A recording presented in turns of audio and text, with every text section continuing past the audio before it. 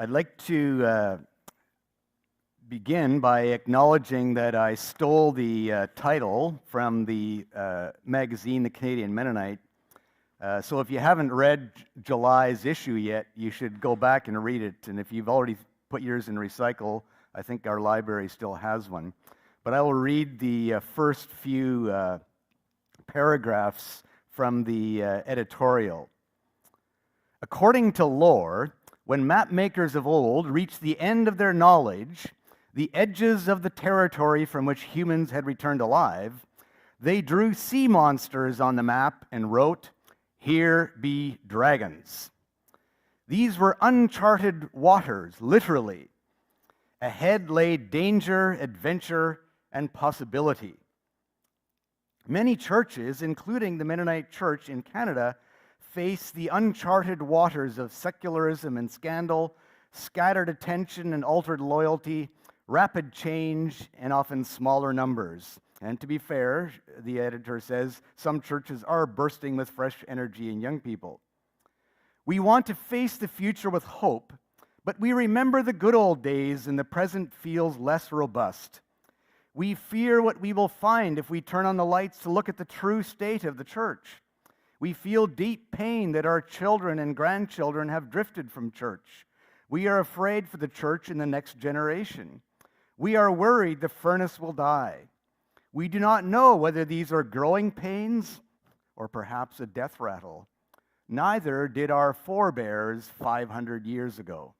They faced dragons, dangers, and profound uncertainty. They did not know how things would unfold. In addition to the uncertainty we face as a church today, adventures and new possibilities also lie ahead. Everything begins at the edge of the map. My journey this summer was not to the edge of the map, but I did travel 11,229 kilometers across 5 Canadian provinces in a motorhome. And I was gone from May 24th to August 12th. For those of you who have joined this church since the spring, my name is Gareth Brandt. My wife Cindy, after she was finished school at the end of June, joined me for the last part of the journey. I displayed pictures, I preached sermons, I did seminars related to the 500th anniversary of Anabaptism, and I did a lot of driving. What I want to do this morning is give you kind of a missionary report of my 80-day speaking tour. Do you remember the old tradition of returning missionaries giving reports? They talk about all the Bible studies they did and how many people got converted, and they show slides of the people they ministered to and perhaps a church building that they built and so on. And then the slideshow always ends with a sunset. And I did see some really good sunsets on the prairies. This is just one of the 3 or 4 sunsets I have pictures of. I will look at my speaking tour in this way, except with a bit of a twist. Rather than give you stories of how people were impacted by my ministry or how many people got converted, I want to tell you how I was impacted and what I learned from the churches that I served that might help us as a church chart a course into the future, into the great unknown for us. And here be dragons. And since you have been telling the story of Joseph from the book of Genesis during the summer, I will use the last scene in the story, Genesis 46 to 49, as kind of a metaphor for my report. In these chapters, we have 2 lists of the sons or the tribes or the people of Israel. One in chapter 46, when there's 70 people, including wives and daughters. And the second time in chapter 49, it's just the 12 sons or the 12 tribes that are listed, and each one is given a blessing. We tend to skip over passages like this with genealogies or lists of names because we can't pronounce them, so we can get to the more exciting story parts. But these lists have something to say to us. These lists of people help the readers to see themselves as part of something bigger than themselves. I will also have a list. I will list the churches I visited, most of whom are also part of Mennonite Church Canada, like our church is. I learned to appreciate our larger extended family of faith on my journey. Just as Israel's sons in chapter 49, he highlights their diverse personalities and gifts. I will also highlight what I have learned from some of the diverse churches that I visited. And chapters 46 to 49 are not just lists of names. There is a story here as well. Jacob packs up his entire family and moves to Egypt. The journey of a lifetime. Here be dragons. I had my own journey this summer, not from Canaan to Egypt, but from Abbotsford to Ontario. And I want to use this journey of God's people as a metaphor for our collective journey as God's people. What can we learn from other churches across Canada that I visited for our own journey as a church? So first of all, the list.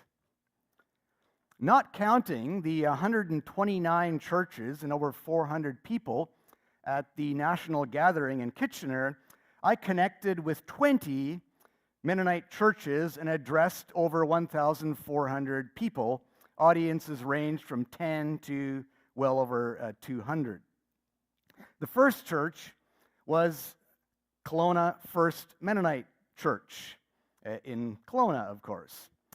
Then my next church was Lethbridge Mennonite Church, and also Coaldale was also invited to be at a midweek event on Tuesday evening. Then I had another long day of driving across the prairies all the way to Swift Current, Saskatchewan, where I was on Thursday evening. Then I had my worst day of driving as I had to battle winds and smoke driving from Swift Current to Rosthern, where I was hosted by Rosthern Mennonite Church for 3 sessions. That also included a number of churches, and I'm not sure I got all of them because Saskatchewan geography north of Saskatoon still befuddles me. But there's a lot of Mennonite churches up there. Eigenheim, Langham, and Osler I know were there, and perhaps 1 or 2 others.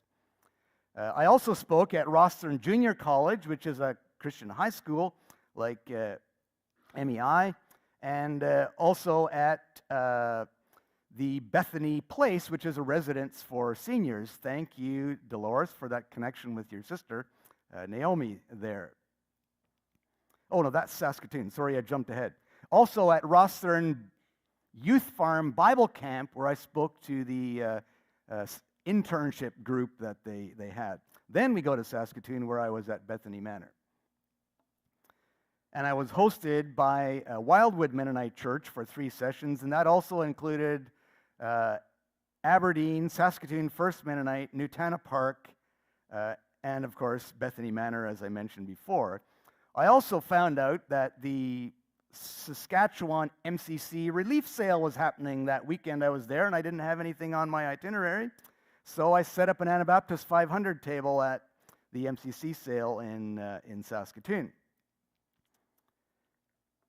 Then on my way to Manitoba, I stayed at a sheep farm and preached at Pleasant Point Mennonite Church out in the country, and that is literally the way it looks. Like, it's as rural as you can get. But actually, almost half of their congregation came from Saskatoon because they love the drive out to the country and just the peacefulness getting out of the city. Anyway, a really interesting church. Then, in Manitoba, I had my painting exhibition at the Mennonite Heritage Village in Steinbach, and also spoke there a couple of times for the museum, an opening reception, as well as a fundraising dinner. Then, while in Steinbach, I also preached at Grace Mennonite Church, as well as Elam Mennonite Church in Grunthal. I tried to avoid Winnipeg. I had spoken in all the Winnipeg churches a couple of years ago. Then we had that long drive around Lake Superior. Thankfully, Cindy joined me for that drive. And on our way to the Mennonite Church Canada gathering in Kitchener, where I put up my art exhibit, as well as spoke at the gathering. And we met many different people from many connections. The person that you see there is Rochelle Friesen, who used to be a kid when we lived in Swift Current. She's now the director of Community Peace Builders in Canada. Then, while in Ontario, I also preached at Waterloo North Mennonite Church, which is just on the north side of Waterloo, obviously, right next to St. Jacob's, just a kilometer or so from the famous market. And also spoke at Faith Mennonite Church in Leamington. And little did we know that we have a connection. We got together with the pastor and her husband, took us out for lunch, and lo and behold, Lydia Bergen from our church is mom to Barry Bergen.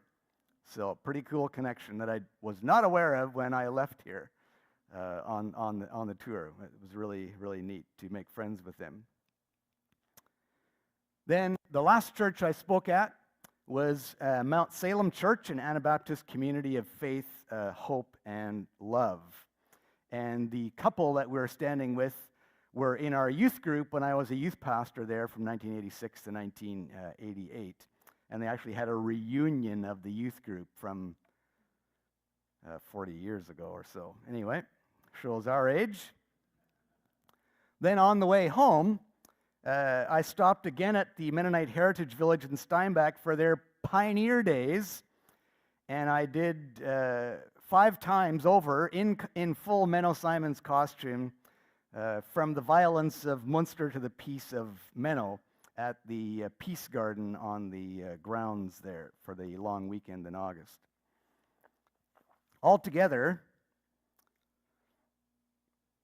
I delivered 9 Sunday sermons, set up my art gallery 7 times in different spaces. 10 times I did various versions of my Anabaptist 500 presentation from 15 minutes long to about 2 hours long. I had 16 other different kinds of presentations, either poetry readings or lectures. I sold 180 copies of my Radical Roots book. If you don't have one yet, I brought some along, so you can help me break even because I also gave away 15. Anyway, and for 3 weeks during the summer, I had no engagements at all. In fact, I was really nervous about this morning because I hadn't preached for like a whole month after speaking 2 or 3 times a week. So we did a lot of biking and hiking and seeing some amazing parts of God's creation in our country. And if you want to see more pictures of that part of it, become Cindy's or my Facebook friend, and you'll get those pictures. The move. Where is our church going? Where is Mennonite Church Canada going? What did I learn from the churches that I visited? Our denomination, Mennonite Church Canada, is on the move toward being diverse and inclusive. Here be dragons. In fact, some churches have left our denomination because of where it's going. But instead of leaving, I propose that we move with our denomination because our new vision statement takes us in a similar direction of wanting to be diverse and inclusive. We are not alone on this journey. We have some things to learn from other churches. The gathering in Kitchener focused on cultural diversity, perhaps the most visible form of diversity. Sadly, even though we say all are welcome, like every church says that, churches have often not been open to people who are different. Churches may welcome people of different cultures, but only if they become like us as the majority. This is not true inclusion. And so we were challenged by this panel and by a number of other speakers to become truly inclusive of cultural minorities at the gathering in Kitchener, and I believe the same challenge is before us today at Emmanuel Mennonite Church. In the last few decades, churches have been awakened to a new form of, or not a new form, but to a form of diversity that is often more hidden and often dismissed because it makes us feel even more uncomfortable than cultural diversity, and that is sexual and gender diversity. Here be dragons. It began a century ago or so with recognizing the gifts of women, because for most of church history, only male gifts of leadership were recognized. But sexual and gender diversity is broader than just male and female. There is a whole spectrum, which is why the light prism or the rainbow is often used as a symbol of diversity. And more churches in Mennonite Church Canada are welcoming sexual and gender diversity, including LGBTQ plus people in all aspects of church life. We are in this together. For example, at the gathering in Kitchener, I heard the testimony of Debbie Bledsoe, who's the pastor of First Mennonite Church in Edmonton. She was not whom you might expect to be the pastor of a First Church in Alberta.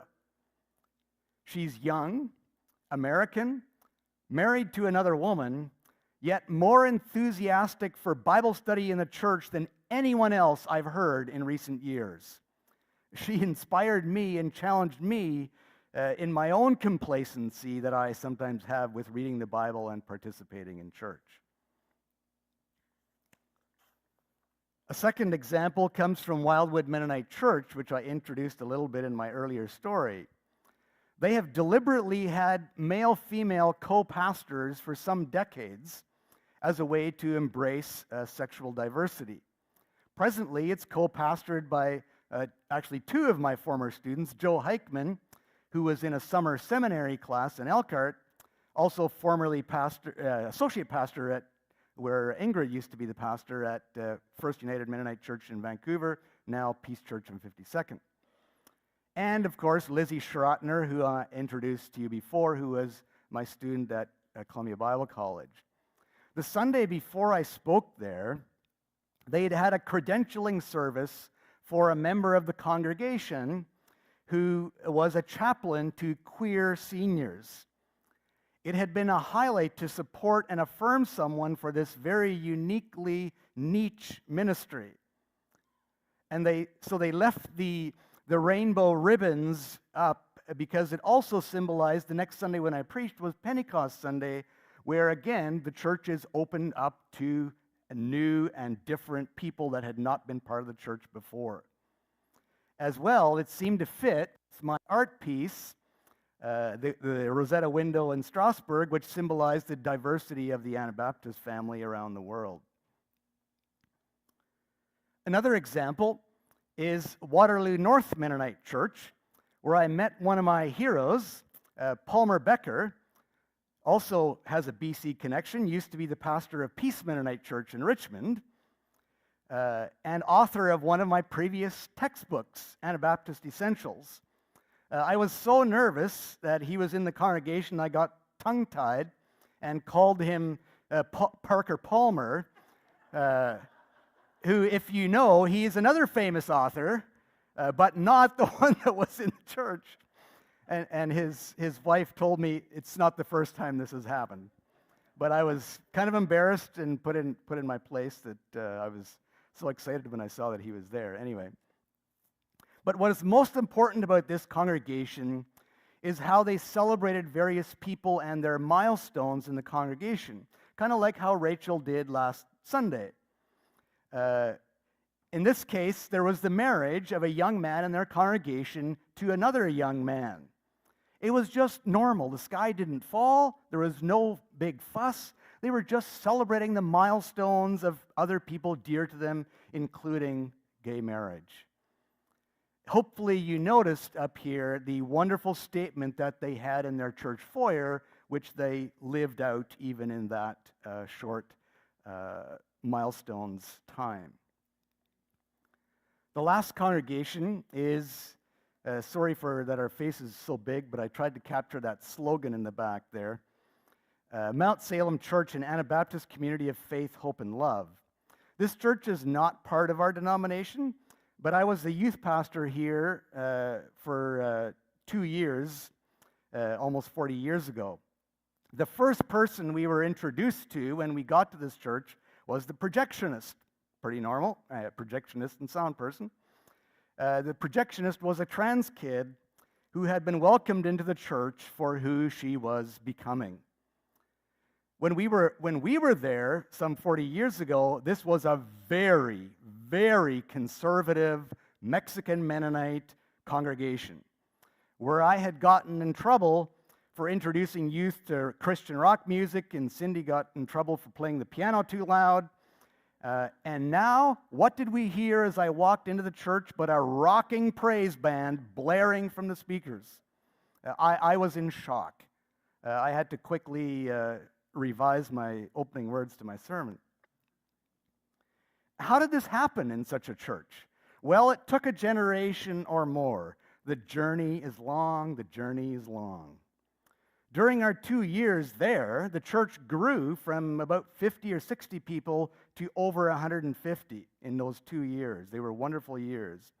But some 20 years later, they lost more than half their members due to some proposed changes. Here be dragons. The journey is long. Change is hard. But on July 20th, when I preached there, it was to a packed house of 250 plus people, and I was probably the oldest person in the congregation.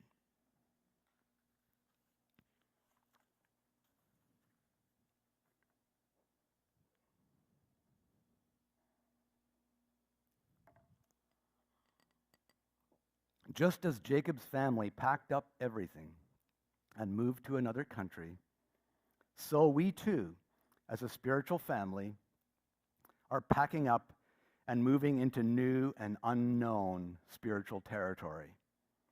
We have new pastoral leadership who are helping us to live into a new vision statement that we have worked with for a few years already about being diverse and inclusive.